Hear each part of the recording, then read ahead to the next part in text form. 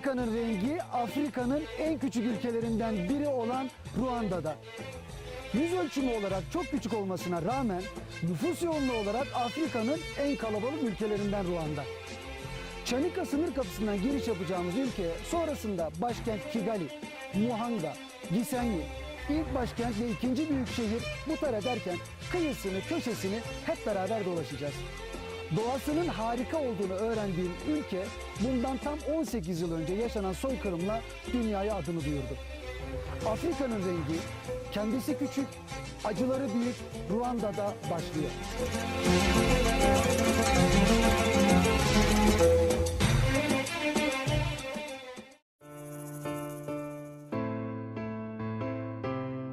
Bin tepeler ülkesi diye bilinen Ruanda'ya Çanika sınır kapısından girip yemyeşil dağ yollarında rotamı başkent Kigali'ye doğru çevirdim.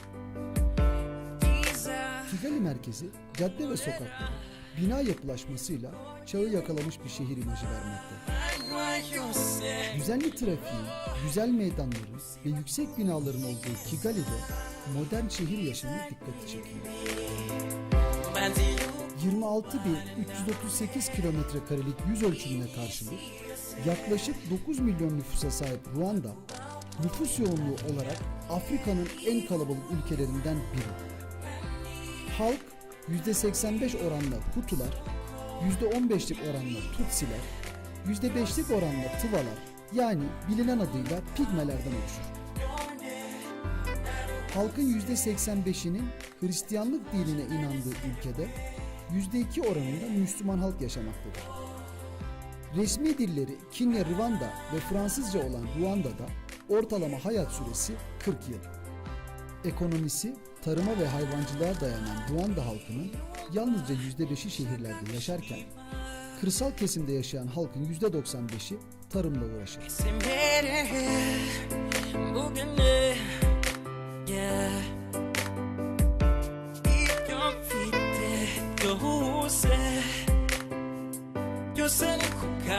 Şehri dolaşırken karşıma süslenmiş gelin arabaları çıkınca hemen peşlerine takılıp onları takip ettim. Gelin ve damat düğünleri var. İzin aldım. Dedim ki sizin bu töreninizi görüntüleyebilir miyim diye. Şu anda fotoğraf falan çektiriyorlar. İnanın ben de bilmiyorum ne olacak. Galiba nikah dairesi gibi bir yer. Üst tarafta kilise gibi bir yer vardı. Bundan sonrasını göreceğiz hep beraber ne oluyor. Maddi imkanların kısıtlı olması ve düğünlerin çok pahalıya çıkmasından dolayı Ruanda'da birçok çift evlenmeden birlikte yaşıyor ve yıllarca evlilik için para biriktiriyorlar. Bir aile düğünü yaptığı duayla seremoni başlıyor. Çiftin pastayı kesmesi ve büyüklerin uzun uzun karşılıklı konuşarak bu evliliği onaylamalarına dayanan törende kısa bir eğlenceye konulan sonra ülkemizdeki geleneğe de benzer takı düğünü yapıyor.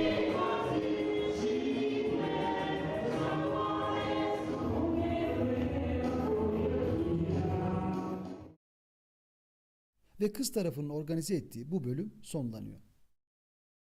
Şimdi aile liderleri gelinle damadın bulunduğu odaya gidecekler. Onlar odaya gittikten sonra gelin damat dışarıya çıkacak ve seremoni devam edecek. Gelin ve damat alana geldikten sonra bir odaya geçiyorlar. Aile fertleri ve arkadaşları kömürden leğene, patatesten mutfak gerecine kadar hediyelerini çifte sunuyorlar.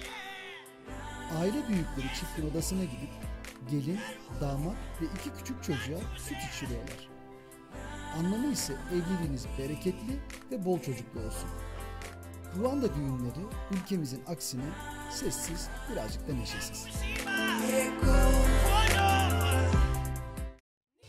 Sabah erkenden dışarı çıkıp Kigali'de önüne çıkan bir mahalle pazarına gidiyoruz.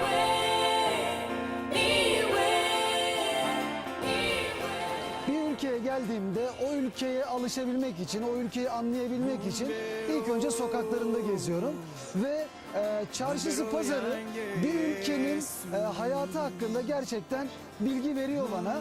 Şu anda Kibogogo tarafındayım ve Kigali gerçekten çok düzenli bir şehir.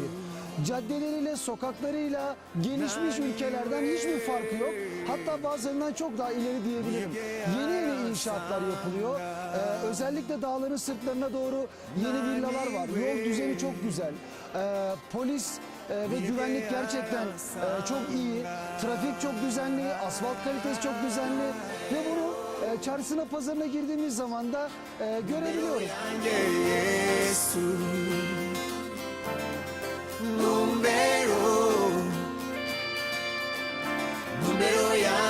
Kenya, Uganda, Ruanda gibi ülkelerde fasulye gerçekten çok fazla tüketiliyor, çok fazla üretiliyor.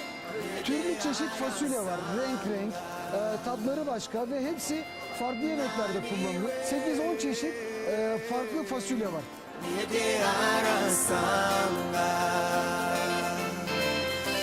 Ruanda'da plastik poşet kullanmak yasak. Bunu hiçbir yerde bulamazsınız. Sormayın bile. Hatta bazen gümrüklerden geçerken, ben motorumla falan geçerken poşetlerime falan da baklar. Bunlar nedir diye.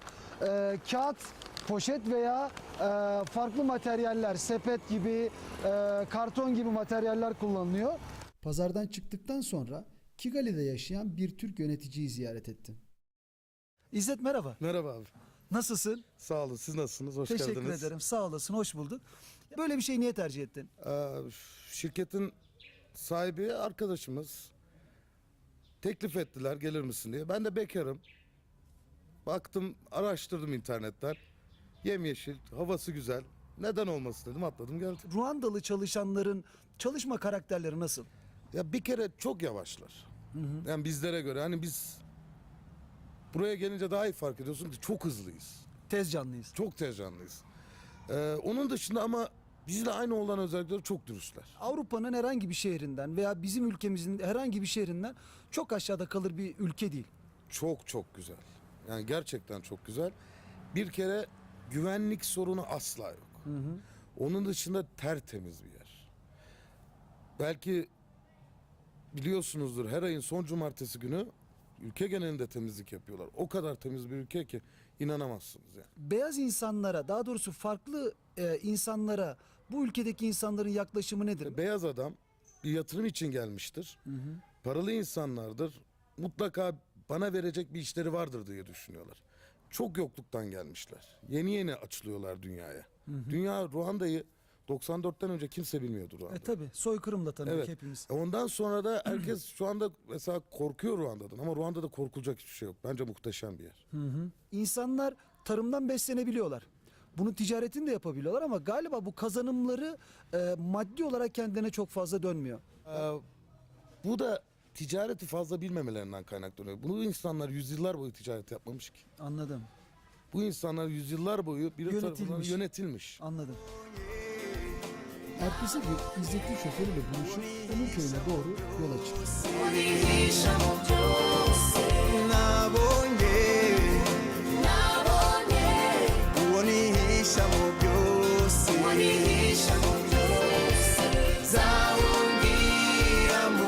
Valence'le sohbet ederken o da çok iyi İngilizce konuşuyor.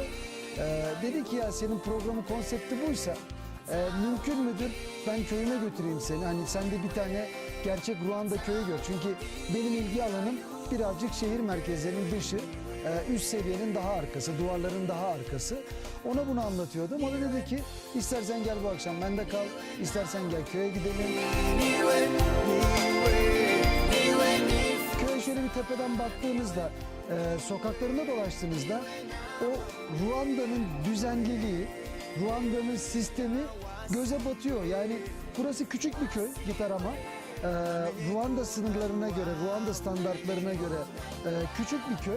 Ama baktığınızda evlerin yapısı güzel, evlerin içi güzel. Burayı özellikle göstermek istedim. Çünkü şöyle, şu ana kadar görmüş olduğum hemen hemen her Afrika ülkesinde eşya standartları hep minimumda. Yani bu evde de görebiliyoruz. Valence'in yatağı, küçük kardeşinin yatağı. Yerler parke taşıyla döşenmiş. Duvarlarda eşya asacak çivileri var, askıları var. Valizin içerisinde eşyalarını saklıyor. Hayatına böyle devam ediyor. Ruanda'nın köylerinde olan bir gelenekten bahsetti Valence bana. bizim dedi mutfaklarımız evin dışında olur. Bunun da sebebi çok basit çünkü buralarda modern çağın yakacaklarını kullanmak mümkün değil. Onların çako dediği, bizim odun kömürü dediğimiz kömürü kullanıyorlar. Taştan bir kusine yapılmış. Burada beslemek için bir deri var. Üst tarafından zaten koyuyorsunuz ve genellikle çömleklerde standart. Bunun üzerinde yemekler pişebiliyor. Köyden çıktığında başlayan Yağmur'un arkadaşlığıyla tekrar başkent Kigali'ye dönüp günü sonuna doğru.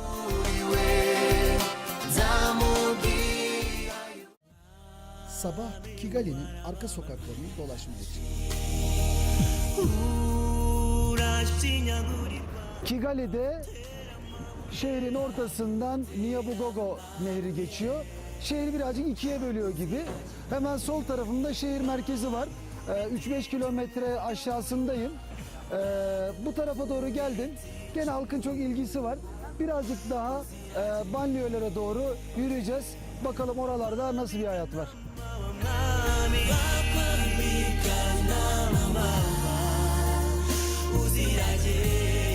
Şehrin çoğunluğu modern yüzünün hemen karşısındaki bu tür mahallelerde yaşıyor.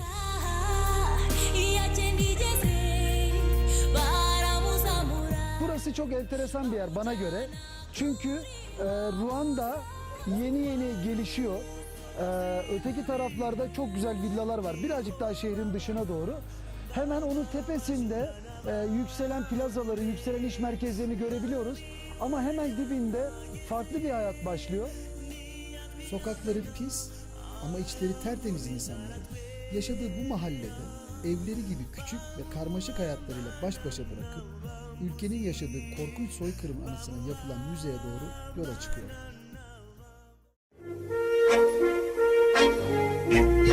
Ruanda'nın başkenti Kigali'deyim.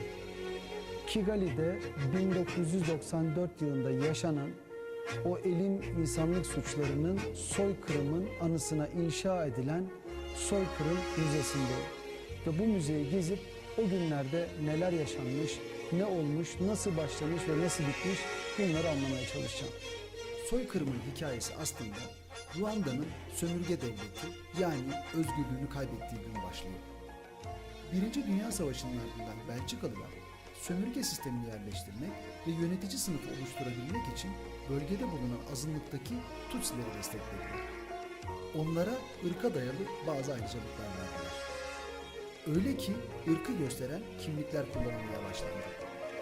İkinci Dünya Savaşı'ndan sonra Belçikalılar Hutular üzerindeki baskıyı hafifletip sayıca üstünlüklerinden ötürü onları desteklemeye başladı. Yapılan seçimlerde Hutu milliyetçisi Parmi Hutu hareketi iktidara geldi. Eski yönetim uzantısı sayılan Tutsilere karşı kıyım hareketine başladılar. İlk saldırılarda 20 bin ila 100 bin arasında Tutsi öldürüldü. 160 bin kadarı da komşu ülkelere Tanzanya ve Uganda'ya sığındı. Sürgüne giden eğitimli ve kalifiye kişiler gittikleri ülkelerdeki önemli kadroları ele geçirerek ülkelerine dönüş için organize olup Ruanda Yurtseverler Birliği'ni kurarak Ruanda hükümetine baskı kurmaya çalışsa da bir sonuç alamadılar. Ruanda Yurtseverler Birliği'nin Uganda kamplarından çıkıp Ruanda'daki hükümetle silahlı mücadeleye başladıktan yani 1 Ocak 1990'dan 1992'ye kadar bir iç savaş yaşandı. Ancak Ağustos'ta imzalanan ateşkesle geçici olarak savaş durduruldu. Ama soykırımında fitili ateşlenmiş oldu. Bu ayaklanmaya kalıcı çözüm bulmak isteyen aşırı uçtan Hutular, aldıkları kararlarla Interahamwe adı verilen yerel yarı askeri örgütler kurarak Tutsileri ve ılımlı Hutuları fişledi.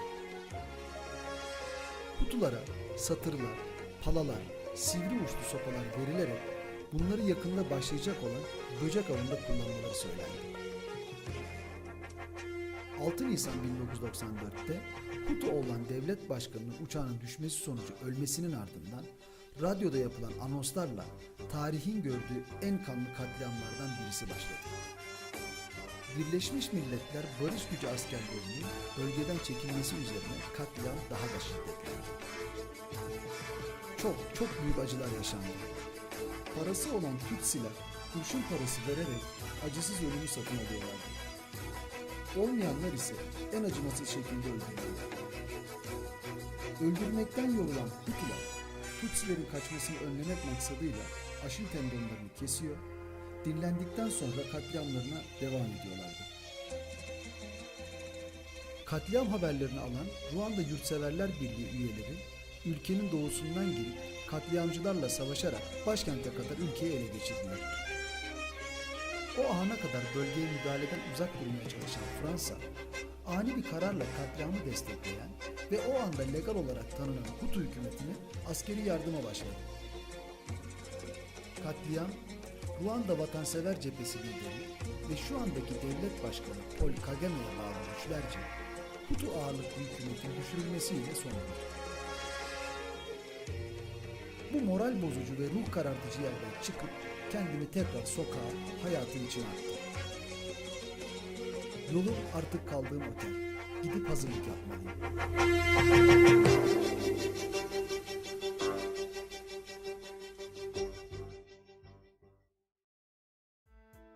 Sabah kapalı bir havada Gitarama üzerinden Gisenyi yani Kivu Gölü yanındaki turistik şehre doğru yola çıktım.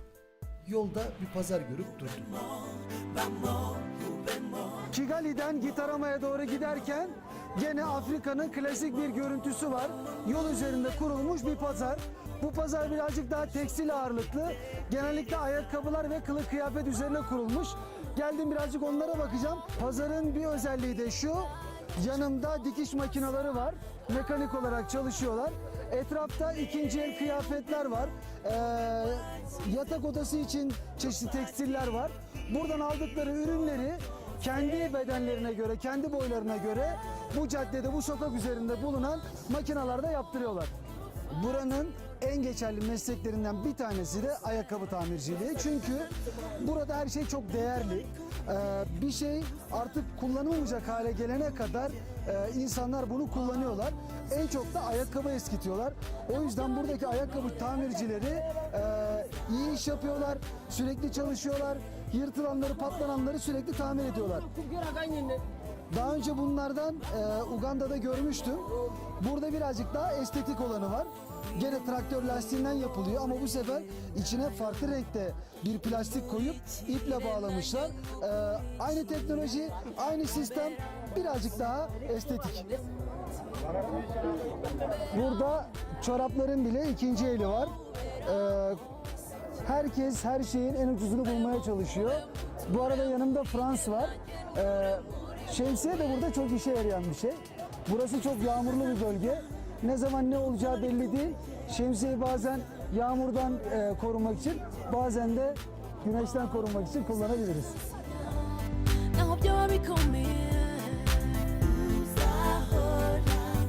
Yoluma devam edip Mahanga'ya kadar gittim. Yolda tarlada çalışan insanların yanında durup biraz dinlendim.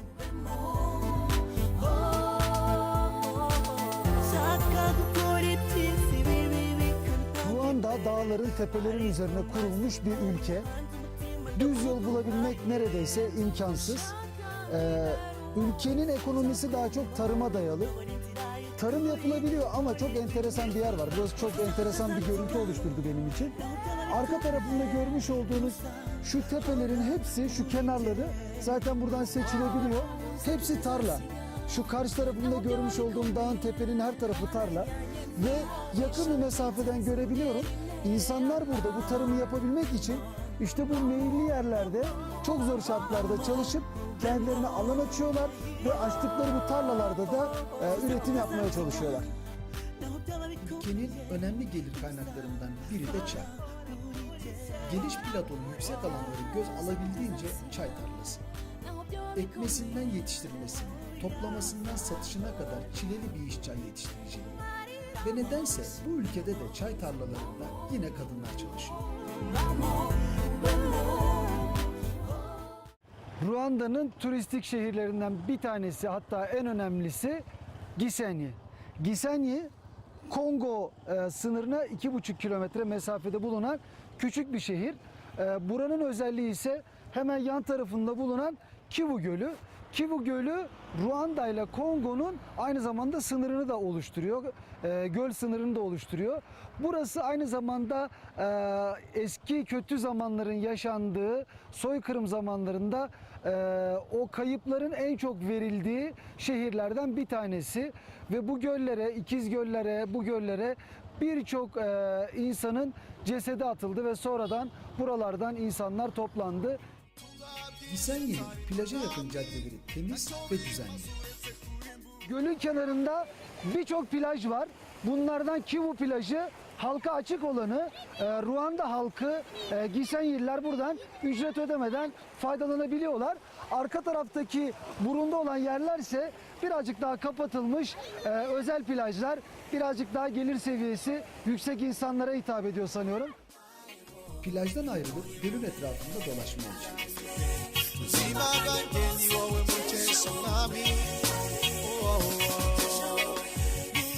Bugün Gisenyi'yi dolaşırken insanlara sordum hani görülecek yerler nereler, enteresan yerler nereler diye. Bana işte limana git, orada çok güzel görüntüler alabilirsin dediler. İşte tarif ettim. Buranın önünden 2-3 defa geçtim. Sonradan buranın bir liman olduğunu keşfettim. Liman dedikleri şey şu, toprak bir alandan Kivu Gölü'nün yanına yanaşan tekneler var. Bu tekneler çeşitli küçük kasabalara veya şehirlere gidiyor. Mesela ortadaki Kivuya'ya gidiyor. Buradan işte içerisine yolcuyu yüklüyorlar. Kivu Gölü üzerinden kıyı takip ederek başka şehirlere gidiyorlar. Arka tarafımda da balıkçılar var. Balıkçıların en enteresan özelliği de şu. Ruanda'da neredeyse teknoloji hiç kullanılmıyor. Tarım yaparken de kullanmıyorlar. Evlerinde de kullanmıyorlar. Balıkçılık yaparken de kullanmıyorlar. Şu anda kullandıkları tekneler uzun yıllardır atalarından babalarından kalma yöntemlerle balık avladıkları tekneler. Rotam artık yavaş yavaş şehrin merkezi. Kendime kalacak bir yer ayarlamam lazım. Yolda kahve çekirdekleriyle uğraşan kadınları görünce yanlarına gittim. Ruanda gelirinin önemli bir bölümünü çaydan ve kahveden elde ediyor. Böyle Ruanda'da bazı yerlerde yerlere serilmiş kahveleri görmeniz mümkün. Tamamen el işçiliğiyle içlerindeki güzellerini ve kötülerini ayırıyorlar. Sonra çuvallıyorlar. Kahve bildiğiniz gibi kahverengi değil. Bunlar çiğ haldeyken böyle yeşil, sonra kavruldukça kahverengi haline alıyor ve lezzetli, içime hazır hale geliyor. Gün yavaş yavaş bitip gölgeler uzamaya başladığında bir hana gidip yerleştim. Motorumu bırakıp şehri yürüyerek dolaşmaya başladım. Turizmin girdiği her yer farklılaşıyor. Gisenyi'de küçük olmasına rağmen bu sektörün nimetlerinden faydalanmış. Göl otellerinin fiyatları için ateş pahası diyebilirim. Ruanda'da ana caddelerin hemen hemen hepsinin yanında bu tür kanallar var. Bu sadece bu şehir için geçerli değil. Şu ana kadar gördüğüm Ruhenieri, Kigali, Muhanga, Gisenyi, bütün şehirlerde, hatta şehirler arası yolda bile yolun kenarlarında bu tür kanallar var. Neden? Çünkü buraya inanılmaz yağmur yağıyor. Yani yılın her günü yağmur yağıyor diyebilirim. Ve yağdığı zaman da öyle şaka maka değil, ciddi kuvvetli yağıyor. Ve onun için de o suların tahliye edilmesi için ülkenin her tarafına bu kanallardan yapmışlar. Bölgede oldukça fazla Müslüman halk var ve Arapça konuşabiliyorlar. Tezgahlarda kadınlarla ve satıcılarla sohbet edip vakit geçirdim.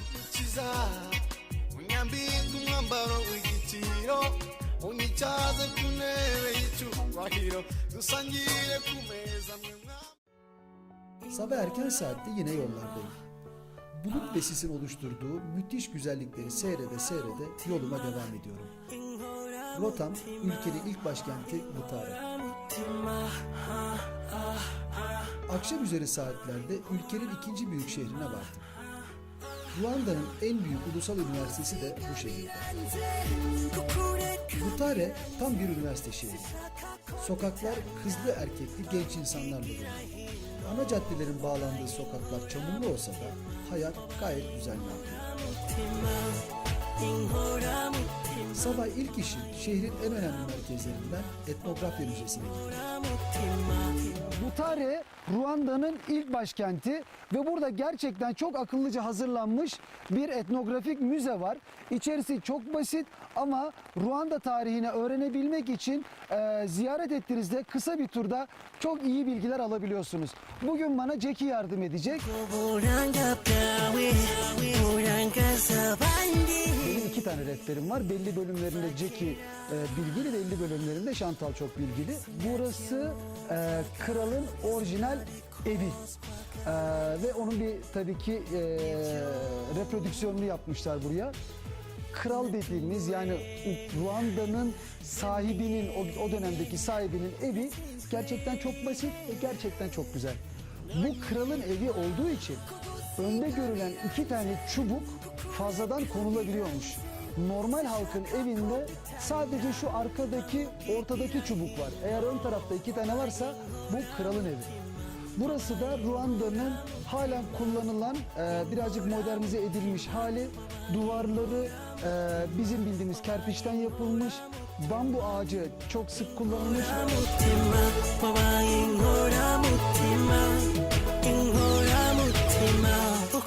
6. galerideyiz şu anda. Çok enteresanmış. Ya Ruanda halkının ilk günden günümüze kadar olan kullanmış olduğu kıyafetleri hem ağaçlardan, bitkilerden yapılanları hem deriden yapılanları burada görebilirsin. Ayrıca burada silahları var. Şu arka köşemde de oyunlar varmış. Bir tür oyun oynuyorlar burada. Onların da anlatımı var. Tabii onlar için de çok daha önemli bir şey var ki o da başkanlarına çok değer veriyorlar. Tarihlerinden beri ve burada ilk başkanımızdan bugünkü geçerli başkanımıza kadar onların portrelerini bulabilirsin diyorlar.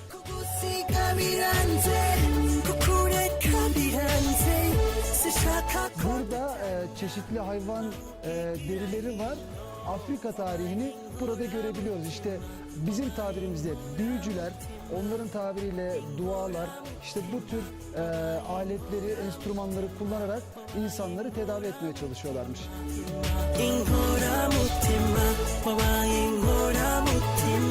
Bu salon çok güzel. Hem coğrafik yapısını gösteriyor, nüfusunu gösteriyor, demografik yapısı var. Hemen hemen bütün Ruanda hakkında informatif bilgilere sahip burası.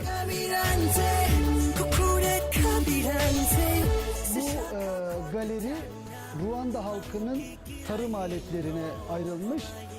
Arka tarafta silahlarıyla ilgili bölümler var ve taşımayla ilgili bölümleri var. Buradaki enteresan olan şey şu, çok net gördüğüm bir şey, bu aleti, şu en baştakini, küçük olanı ve şunu, şunu ve şunu hala tarım alanlarında insanlar kullanırken gördüm. Burada sepetler, süt saklama kapları, su kapları, arka tarafta gene kullanılan aletleri görebiliyoruz. Öğretmenler Ruandalı genç kızlara tamamen geleneksel olarak el işlemeyi öğretiyorlar. Kullanılan her malzeme orijinali nasılsa, bundan atıyorum 100 yıl önce nasılsa aynı sistemle üretiliyor. Aynı kamışları aynı yöntemle boyuyorlar. Aynı ince gerçekten çok ince çalışıyorlar, örüyorlar. İçerideki mağazaya baktığımda büyük objeler ekonomik olarak, fiyat olarak baktığımızda fiyatları gayet iyi. Ama bu tür sepetler, küçükleri onların birkaç katı daha fazla. Çünkü bundaki minicik şu kaplamaları vesaireleri gördüğümüzde onların aslında çok da pahalı olmadığını rahatlıkla anlayabiliyorsunuz. Müzenin arka tarafında öğrencilere dans hocaları geleneksel danslarını öğretiyorlar. Bu gerçekten çok güzel bir şey. Ruandalılar geleneklerini sıkı sıkıya bağlılar. Kullandıkları aletlerden danslarına kadar hep o geçmişten günümüze her şeyi taşımak istiyorlar.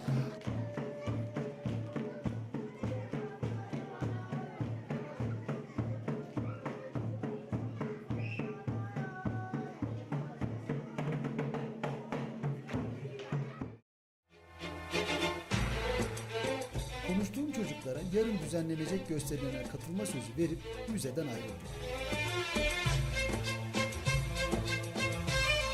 Ertesi gün söz verdiğim üzere çocukların mezuniyetine gittim.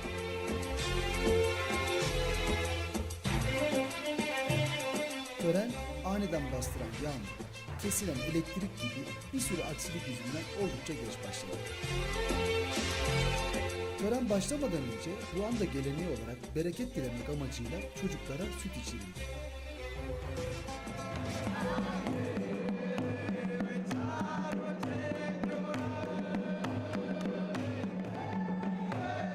Tören Ruanda köy hayatını anlatma teması üzerine kurgulanmış.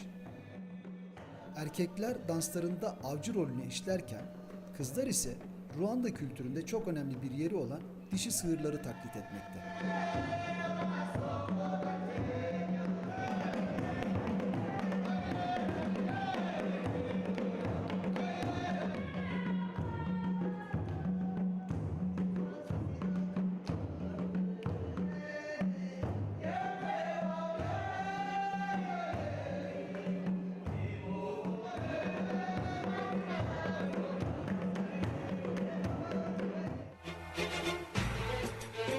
Törenden ayrılıp sınıra doğru artık Ruanda'daki son kilometrelerini yapıp beni bekleyen Burundi'ye doğru yola çıktım.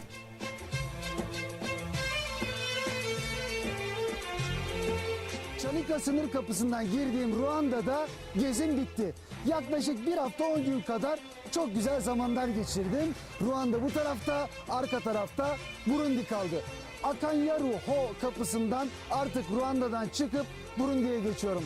Afrika'nın rengi Burundi'de devam edecek.